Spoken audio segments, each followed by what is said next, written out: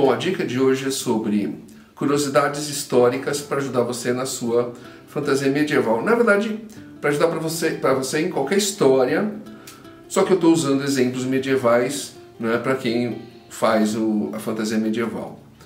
E por que eu estou fazendo isso? Porque eu sei que muito autor que está começando acha que ele deve, ou que ele precisa, ou que ele pode começar o mundo do zero, ou a história do zero, né?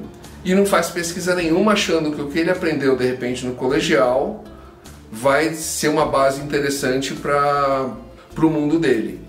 E é muito estranho porque muitos autores best-sellers conhecidos fazem pesquisas extremamente profundas e se utilizam de momentos históricos, figuras históricas, para criar a história deles, para basear os personagens deles, né? Então é muito estranho que é uma coisa que o autor que está começando não faz, né? Porque ele não sabe, né? Porque ele ignora que ele pode fazer, ele ignora que ele pode aprofundar o conhecimento dele e usar como base. Até porque no momento que ele faz isso, no momento que ele cria história, usando como base uma coisa historicamente real, é mais fácil que o leitor crie empatia com a história dele, com o personagem dele, o mundo dele. Então, por exemplo, um clássico é o Coração de Cavaleiro, aquele filme do Good Ledger, em que ele faz o Ulrich von Liechtenstein from Gelderland, né? Ele faz um plebeu que finge ser um cavaleiro.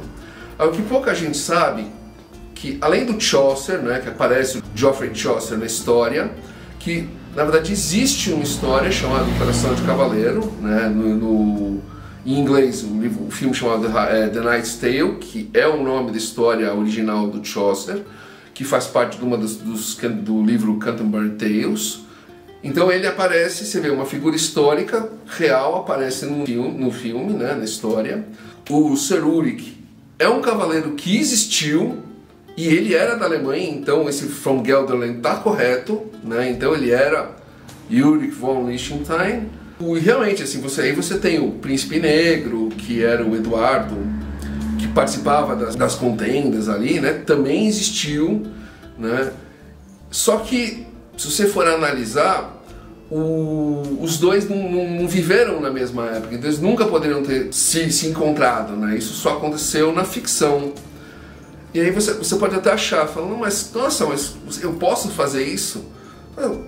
Na verdade, os Três Mosqueteiros, os Três Mosqueteiros do Alexandre Dumas, os três existiram, né? O Athos, o Porthos e o Aramis, só que eles nunca viveram na mesma época, então eles nunca se encontraram. E, no entanto, a história é um clássico da literatura, ninguém vai criticar o Alexandre Dumas só porque ele criou uma fantasia em cima de três personagens notórios reais, né?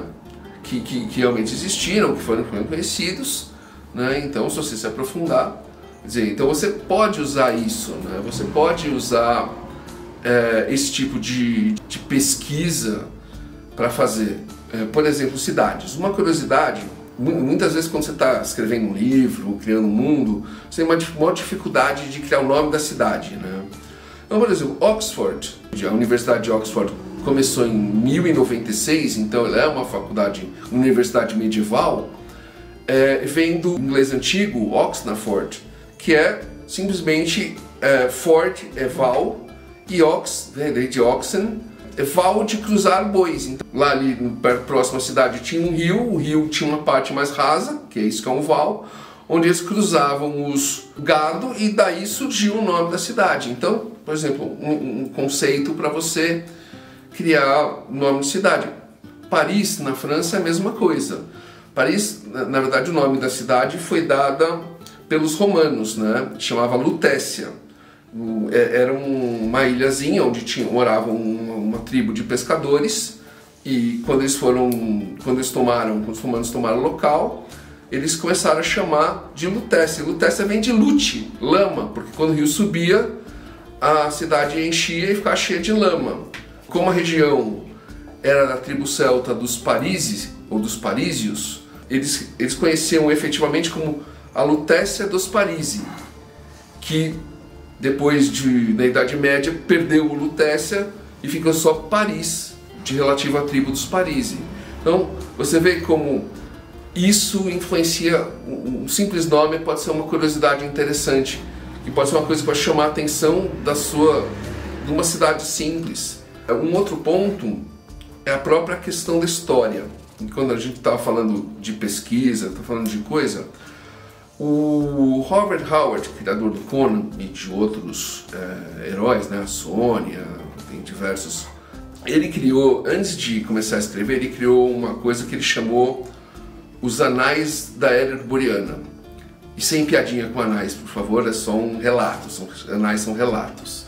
E nesse Anais da Era Arturiana, ele cria a história toda da Era Arturiana. Então, de onde surgiu cada coisa, onde estava cada povo, né? E ele usa isso como base para as histórias. Esse povo evoluiu, esse povo evoluiu e viraram bestas, viraram ogros, coisa assim. E ele usa tudo isso como base. Então você vê como ele foi fundo na história. E como a Era Arturiana é uma era, se não me engano, da Pangeia, ele pegou o mapa se você pegar, na verdade, a mapa da Era Arturiana e pegar o mapa da Pangeia, ele pegou todos os locais, então ele criou as raças que depois, segundo ele, iriam se tornar, né, as raças e as tribos e as culturas atuais, e colocou no mesmo lugar, criando equivalência. Então você tem nórdicos, né, bretões, saxões, celtas, egípcios, semitas, todas elas estão ali, e ele usou de bastante pesquisa para deixá-las semelhantes. Então você vê e você cria essa empatia porque você sabe que é parecido com os vikings, é parecido com os nórdicos, é parecido com os celtas, é parecido com os egípcios. Então isso funciona muito bem. A mesma coisa com a Guerra dos Tronos, né? O George Martin, ele mesmo comenta que ele se baseou na Guerra das Rosas, né, para fazer.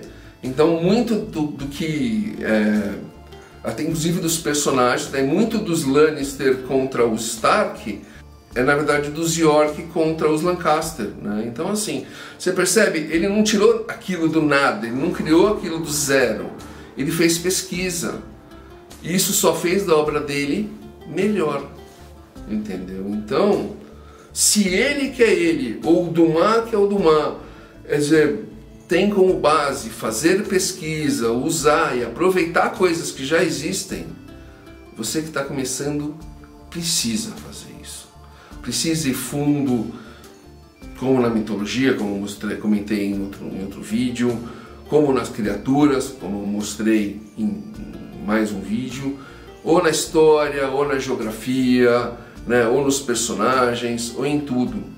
Quer dizer, só assim você vai conseguir criar uma coisa que realmente tenha profundidade que vai fazer o leitor gostar. Então, como sempre, espero que vocês tenham gostado, né? Curtam se vocês gostaram, compartilhem para quem está precisando, né? E assinem o nosso canal. E é isso aí. Nos vemos no próximo vídeo.